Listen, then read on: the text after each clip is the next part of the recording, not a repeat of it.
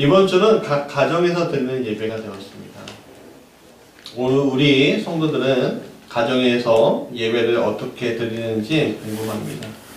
어떤 분은 기독교 방송을 들으시기도 하시겠고, 또 어떤 분은 유튜브로 보시겠고, 또 어떤 분은 말씀을 펴고 예배 드리시기도 하시겠고, 아까 전에 제가 카카오톡 보내드렸는데 우리 교회는 큐티 공가로 하셨으면 참 좋겠다라고 보내기도 했고, 또 어떤 분은 오랜만에 주일날 쉰다면서 늦잠 주무시고 있는 것은 아닌지 궁금합니다.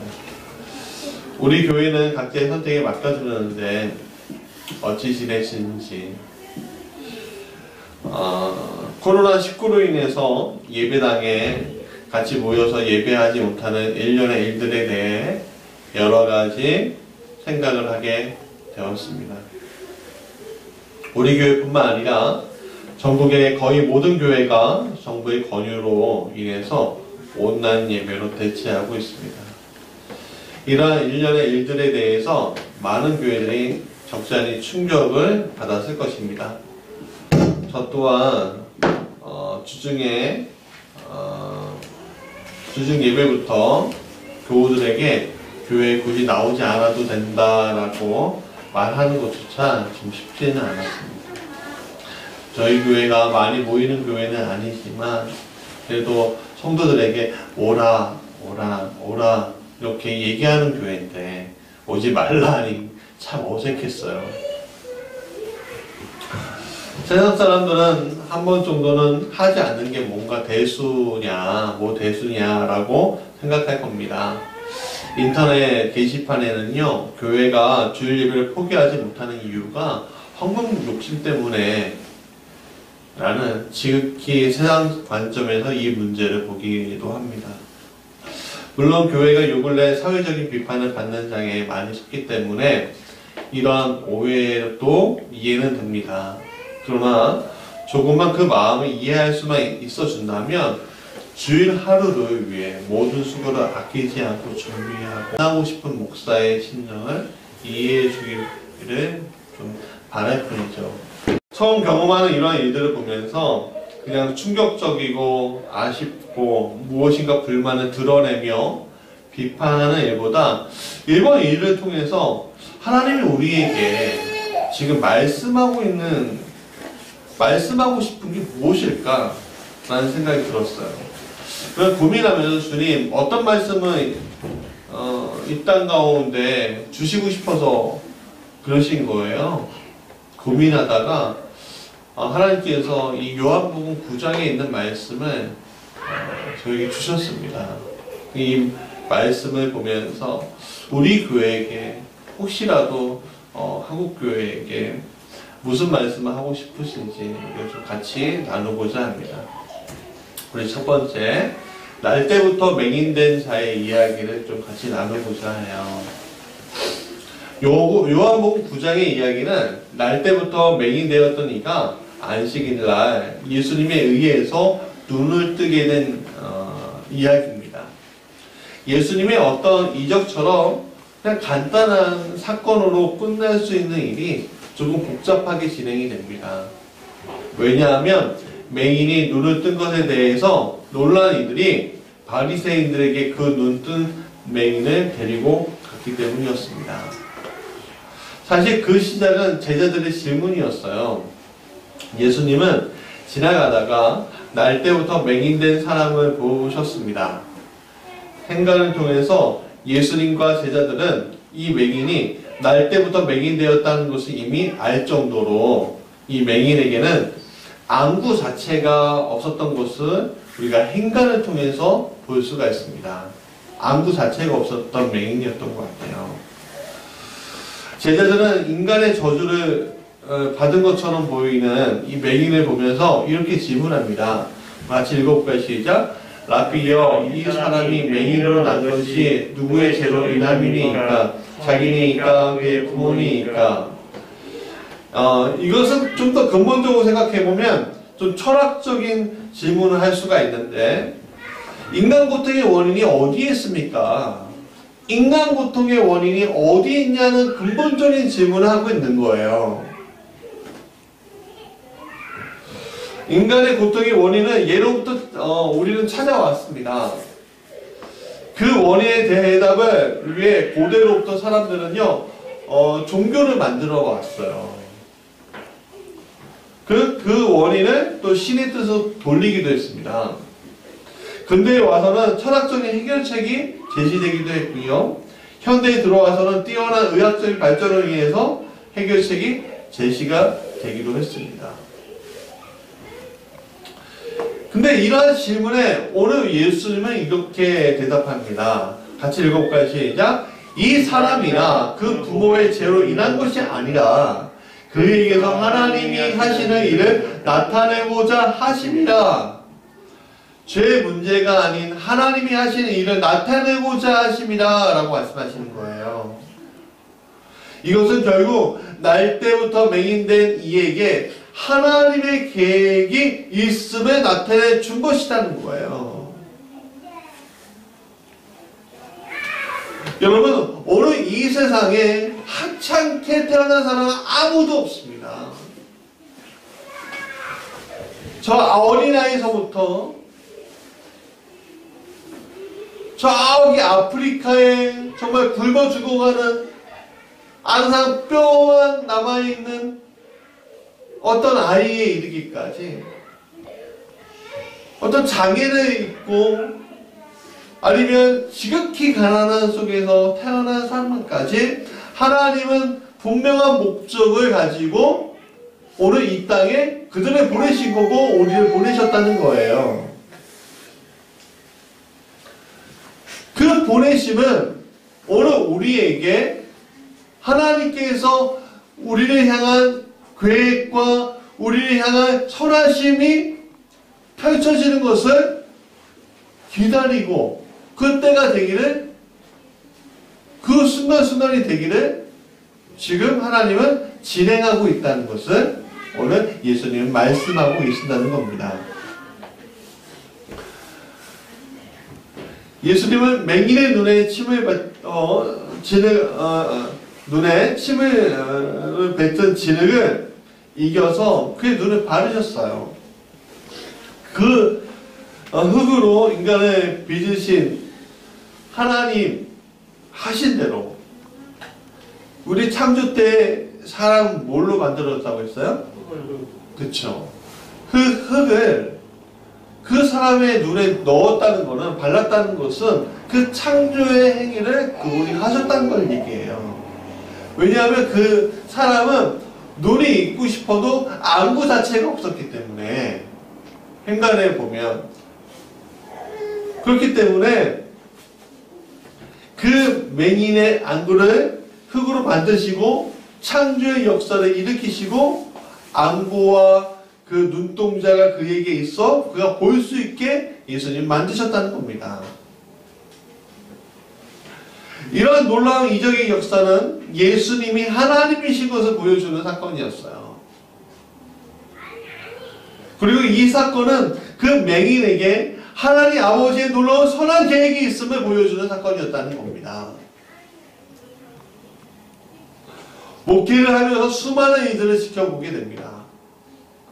그럴 때마다 참으로 고통스러운 순간들이 옵니다. 오늘 우리에게 일어난 사건들에 대해서 우리는 이해하지 못할 때가 있습니다. 왜 고통당해야 하지? 왜 아파해야 하지? 왜 상처 입어야 하지? 그런 생각들이 많이 우리에게 들어오는 거예요. 왜냐하면 때로는 절망스러울 정도로 고통당하는 현실이 우리 앞에 벌어지면 숨이 막히고 아프기 때문에 그렇습니다. 예전에 대학 등록금, 군대 갔다 와서 대학 등록금을 딱 내려고 하는데 돈이 없는 거예요. 돈이 없으니까 어떡하지? 교회 봉사하지 말고 와야 되는 건데 어떡하지? 그냥 고민 푹푹 쉬고 있는데 그것을 본 어머니, 아버지가 얼마나 마음이 아프신지 왜? 자신들도 돈 몇백, 1, 200 정도에 되는 돈을 구할 수가 없으니까. 휴학해야 되나? 그런 고민을 했었어요. 근데 부모님이 돈을 내미시는 거예요. 누가 이렇게 빌려주기로 했다.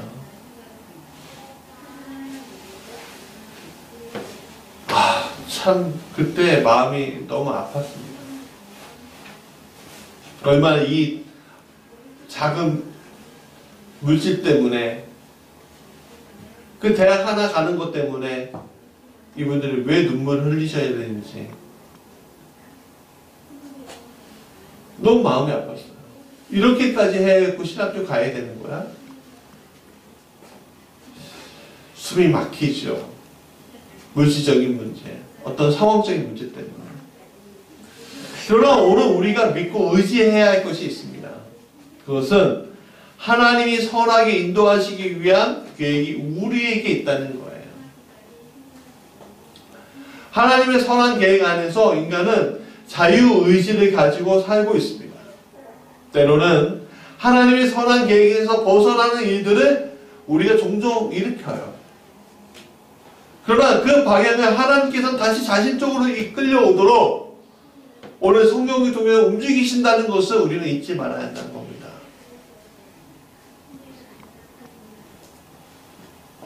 시편 48편 14절 같이 읽어보겠습니다.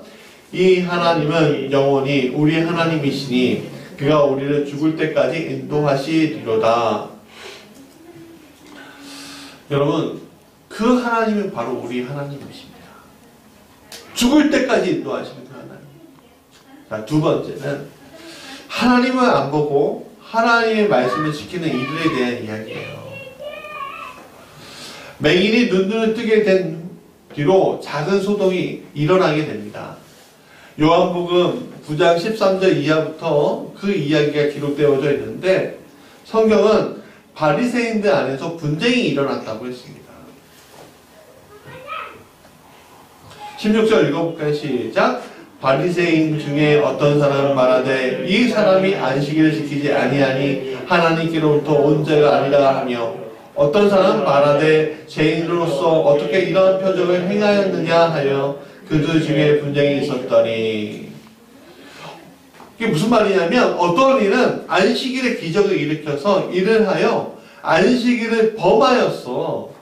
그건 하나님의 사람이 아니야 라고 원칙론을 제시하는 사람이 있는가 하면, 어떤 사람은 야, 이 이들이 어떻게 인간의 힘으로 될 수 있겠어, 그 사람은 하나님으로부터 온 사람이야 라고 논쟁했다는 거예요.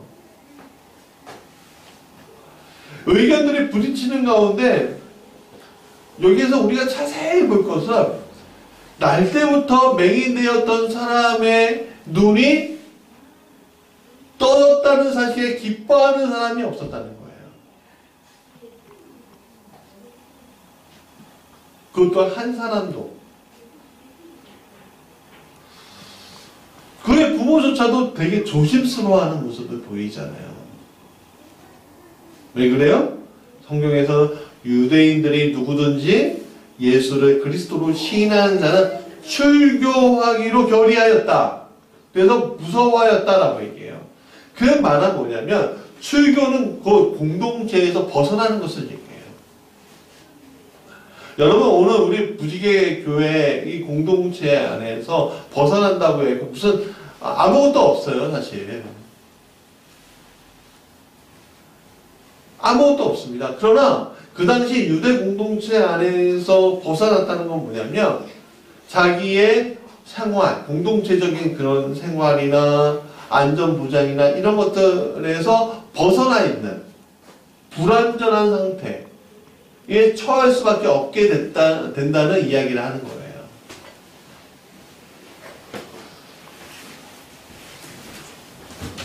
가끔 세상은 원칙이 너무 앞선 나머지 실제로 무슨 일이 일어나고 있는지 모르는 일들이 많이 있습니다. 물론 원칙이 중요하다고 하지만 그것은 결국 예전에 잘 되었기 때문에 이런 원칙을 가지고 있을 때 잘 되었기 때문에 세운 기준이었어요.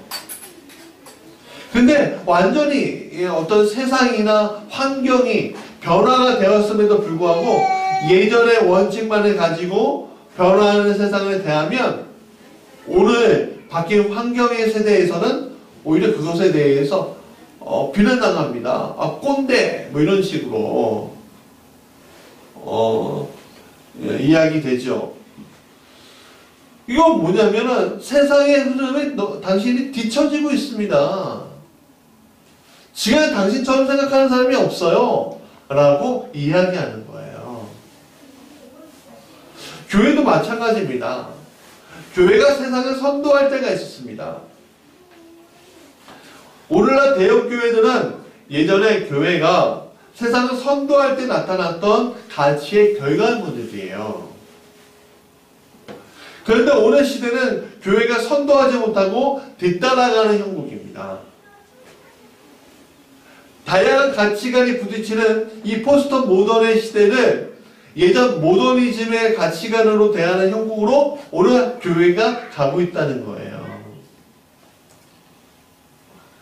이 대표적인 얘기가 뭐예요? 공산당이 싫어요. 빨갱이가 싫어요. 라는 거예요.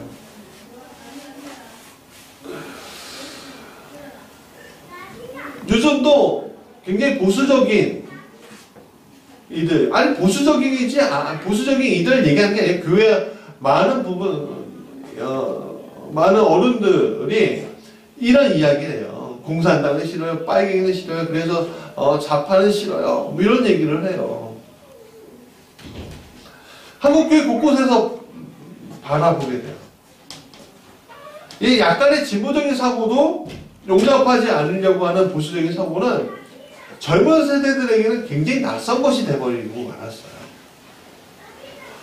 오히려 그들은 지금 신자유주의라는 자본주의가 가지고 있는, 자유주의가 가지고 있는 폐해를, 그러니까 곳곳에서 일어나고 있는 것에 대해서 굉장히 심각하게 고민하고 있는데, 어른들은 딴 세상 얘기를 하는 거예요.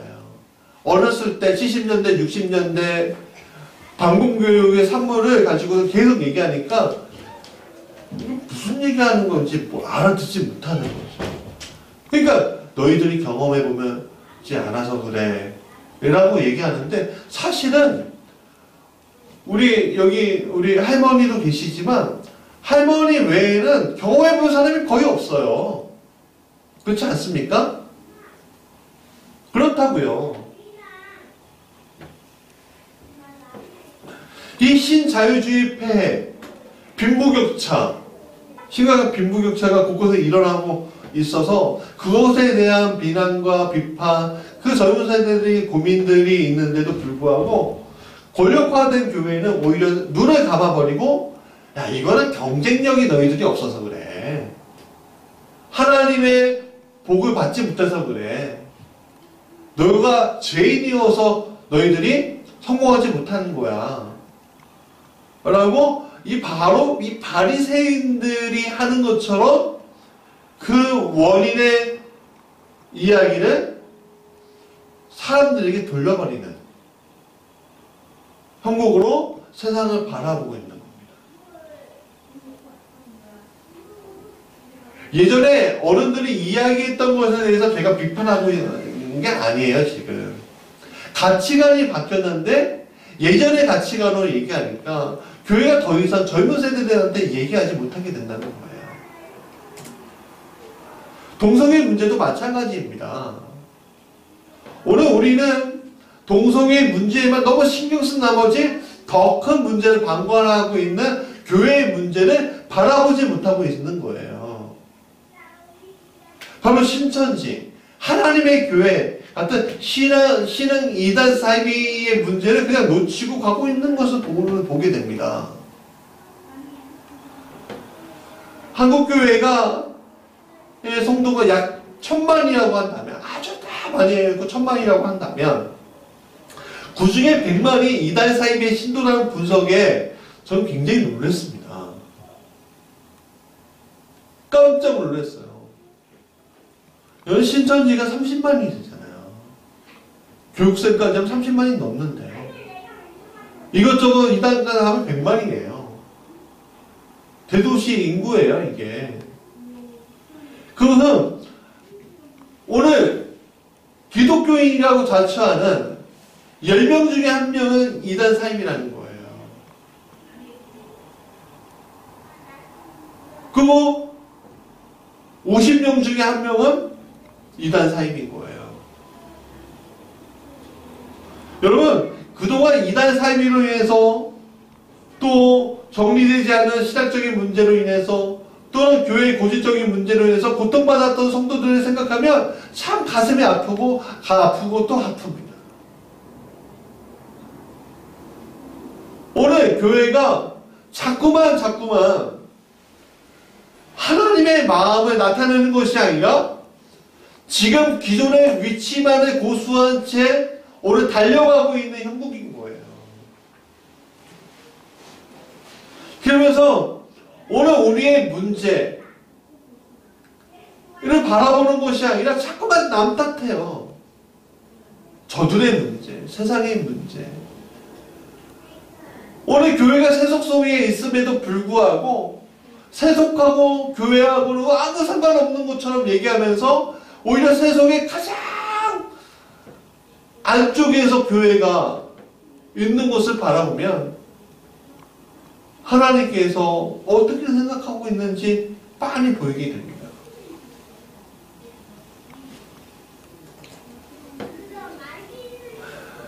예수님은 이러한 현상을 보면서 이렇게 말씀하십니다. 우리 39절 같이 읽어볼까요? 시작.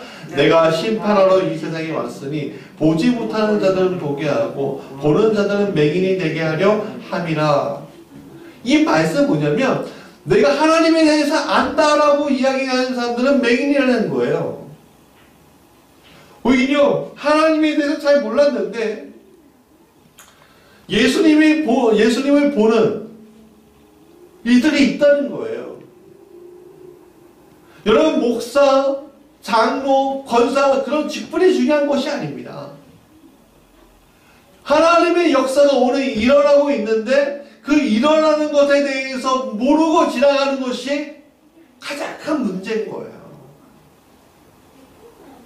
안다고 하면서 모르는.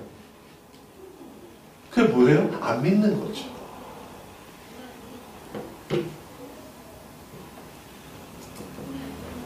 세 번째, 육적인 눈과 영적인 눈을 같이 뜨게 하신 예수님에 대해서 좀 바라보고자 합니다. 바리새인의 논쟁은 날 때부터 맹인된 이가 눈을 뜨게 된 것에 대한 논쟁이었습니다. 근데 그 논쟁의 핵심을 그들은 놓치고 있었어요. 뭐예요? 그 맹인이 날 때부터 고통당했던 그들이 부르는 그 죄인이 눈을 뜨게 된 그 사실이에요. 한 인간이 어둠 속에서 빛으로 온 것에 대해서 놀라거나 기뻐하지 않았어요. 오히려 자신들의 정치적인 이해 문제와 자존심의 문제로 이 일들이 번지게 되죠. 그러나 이 눈뜬 이 사람을 오히려 쫓아내버립니다. 오히려 35절에 예수께서 그들이 그 사람을 쫓아냈다 하는 말을 들으셨더니 그를 만나서 하라고 되어 있어요. 무슨 말입니까? 그 사람을 만나러 가셨다는 거예요. 그리고 그에게 이렇게 말씀하십니다. 내가 인자를 믿느냐? 내가 인자를 믿느냐? 말 그대로 정확하게 해석하면 하늘로부터 온 사람의 아들을 믿느냐라는 거예요. 맹인이었던 그 사람은요, 그 인자가 누군지 몰랐습니다. 예수님은 나야 그 사람이 그렇게 말씀하고 있지요. 그러니까 이 눈뜬 맹인은 절하면서 내가 믿습니다 라고 고백을 해요. 내가 믿습니다. 예수님이 이러한 만져주시면 맹인이었던 이가 육적인 눈만 뜨는 것이 아니라 영적인 눈도 소유하게 되었다는 것을 이야기해주고 있는 거예요. 여러분, 사실 이번 코로나19 사태로 인해서 이단 사입이 신천지의 민낯이 이렇게 낱낱이 드러나기로는 세상 어떤 사람도 알지 못했을 것입니다. 한국교회는 오히려 이번 코로나19 사태가 이단 사이비에 대한 국민의 경각심을 고취시키는 이러한 현상을 오히려 기뻐해야 할 상황까지 온 거예요. 왜? 한국교회가 도저히 터치를 못했거든요. 제대로. 그리고 그 상황을 통해서 하나님께서는 하나님의 계획 속에 이 땅에 교회가 있구나. 한국교회가 있구나. 한국교회에 대한 마음이 있구나. 구원의 기쁜 소식을 전해야 할 한국교회의 사명이 아직도 남아있구나라는 확신을 우리에게 주신 거예요.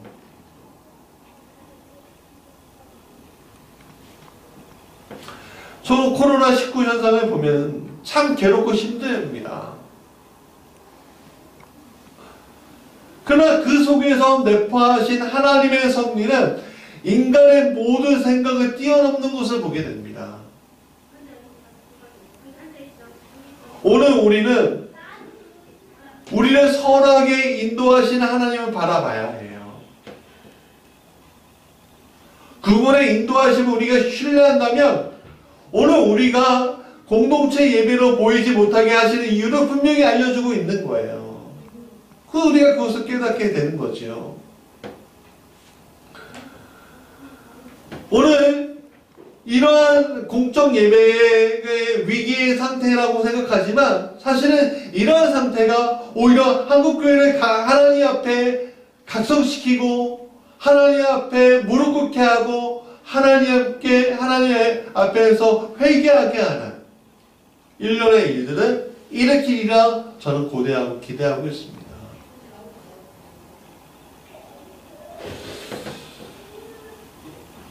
페이스북에 이러한 이유를 발견한 내용이 좀 있어서 좀 다시 정리해서 좀 마지막으로 나누고자 하는데, 이분이 이렇게 얘기하는 거예요. 한국교회의 가장 큰 문제는요, 무너지고 있는 공동체성이라는 거예요. 공동체성이 무너지고 있대요. 신천지가 교활하고 비도덕적인 포교 방식에는 굉장히 치가 떨리는데 오히려 거기에 배워야 할 점이 있다는 거예요. 그것은 바로 관계성의 문제래요. 신천지는요, 포스트 모던에 맞추어서 철저하게 연기까지 하면서 관계성을 맺는데요. 그것은 전도자가 우선이 아니라 대상자가 우선인 것을 보여주고 있다는 거예요. 그것은 대상자의 말에 귀를 기울이고 그들의 상황을 함께 이해해주는 친구가 되었고 또 그런 친구들을 공동체를 통해서 지지하기 때문에 결국 사람이 그 대상자는 공동체의 관계성에 빠져들게 되어버릴 수밖에 없다. 근데 오늘 한국교회는 이러한 공동체성, 관계성을 완전히 잃어버렸다라는 얘기예요. 여러분, 교회는 전도하고 선교합니다. 근데 전도하고 선교하는데도 불구하고 관계성에 집중하지 않고요, 오히려 건축과 사람 수에 집착해버렸습니다. 그래서 깊은 관계를 맺는 것에 집중하지 않고 오히려 경계하는 상황까지 일어나는 거예요. 모여서 파당을 만드는 거 아니야? 모여서 담임 목사나 교회가 하려고 하는 거 방해하는 거 아니야? 하면서 자꾸만 흩어버려요. 그 안에서 하나님께서 하신 위대한 일들에 대해서는 생각하지 않고 계속 흩어버려요.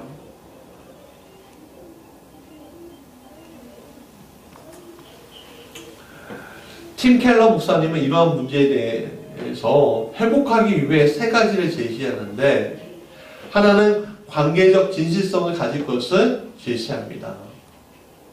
진실성.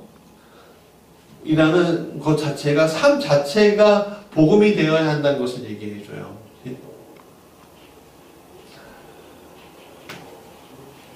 두 번째는 이 복음이 완전히 내재화되어서 전할 줄 알아야 한다는 거예요. 내가 지금 무엇을 믿고 있는지, 내가 지금 무엇을 고백해야 하는지 아무도 그것에 대해 생각하지 않아요. 여러분, 신천지가 굉장히 강한 집단이 될 수 있었던 것 중에 하나가 전 깜짝 놀란 게 뭐냐면 교리래요. 교리. 시험을 봐갖고요, 그 교리 안에 들어가지 못하면요, 탈락하고서 들어가지 못한대요, 그 집단 안에. 그래서 6개월에서 7개월, 8개월은 교리 공부에 집착한대요. 그러니까 어떻게 떠날 수가 없는 거예요. 그 안에 들어갈 거예요. 근데 오늘 우리가 기독교 교리에 대해서 안다고는 하지만 정확하게 알고 있습니까? 그냥 은근슬쩍 다 묻어가는 거 아니에요? 오늘 내가 지금 고백하고 있는 게 하나님인지 아니면 그냥 하나님이 주시는 어떤 복인지, 교회를 전하는 건지, 예수님을 전하는 건지 모르면서 전하는 경우도 굉장히 많다는 거예요.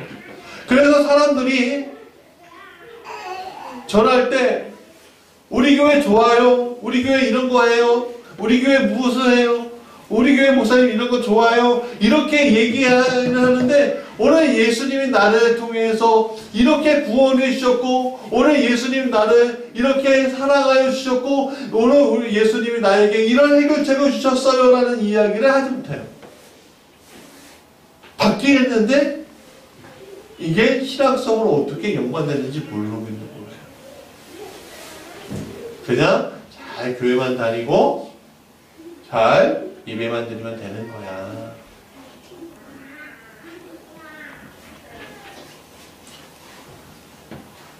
그러면 안 된다는 거예요. 세 번째는 안전한 공간을 만들어서 부담을 가지지 않고 만날 수 있게끔 해야 된다는 거예요. 꼭 교회가 아니어도 삶을 나누고 공감하고 기도해 줄 수 있는 공감대를 만들어야 한다는 거예요. 제시한 게 가정을 이렇게 개방하고 열린 식탁을 만들어서 자꾸 식사 초대하고 만나고 이야기하고 하는 일들을 하라는 얘기를 하더라고요. 근데 이 팀 케너 목사님은 이 세 가지 원칙을 이끄는 뿌리가 바로 복음이라고 얘기했어요. 복음의 은혜가 있을 때 사람들은 관대하게 되고요, 자신의 관심을 이웃에게 돌리기 때문이래요. 복음 안에 은혜를 누리고 서로 따뜻한 공동체가 될 때 교회는 선교적 교회가 되고 믿지 않는 사람들이 유입되고 변화되고 지속적으로 하나님 나라가 이루어져 가는 것을 교회가 이끌어가는, 다시 세상의 주도권을 교회가 가져올 수 있는 그런 자리에 우리가 설 수 있게 된다는 거예요. 자, 말씀의 결론입니다. 오늘 우리는 코로나19라는 전염병과 사투를 벌이고 있습니다. 수고하는 많은 이들의 노력에 감사해야 합니다. 그리고 이것을 다 함께 극복하기 위해 같이 협조하고 노력해 주어야 합니다. 근데 거기로만 끝나는 것이 아니라 우리는 그 속에서 하나님이 교회에게 주신 마음에 대해서 통찰해야 하는 것이죠. 코로나19가 누구 탓이다 라고 서로 비난하는 것이 아니라 어떻게 하면 하나님의 계획 속에 동참해서 하나님의 마음에 합당한 사람이 될까라는 방법으로 가야 합니다. 이 사건을 통해서 오늘 이 교회가 무너진 공동체성, 관계성을 회복하고 잃어버렸던 예수님의 긍휼도 회복해야 한다는 겁니다. 오늘 3.1절 기념주일입니다. 100년이 넘었어요. 근데 그 당시에 기독교인들은 시대가 암흑 속에 있었지만 들불처럼 일어나서 대한독립 만세를 했었습니다. 그래서 오늘 우리가 그것을 기념하는 거예요. 교회를 중심으로. 그 일들이 일어났기 때문에. 그 당시 그분들은 시대를 선도하는 이들이었습니다. 이 땅의 불의에 대해서 참지 못하고 이 땅에 새로운 평화와 하나님 나라가 이루어지길 원하는 마음으로 만세운동을 불렀어요. 그런 전통이 오늘 우리에게 있는 겁니다. 어디서 뚝 떨어진 게 아니에요. 오늘 한국교회는 그런 DNA가 있습니다.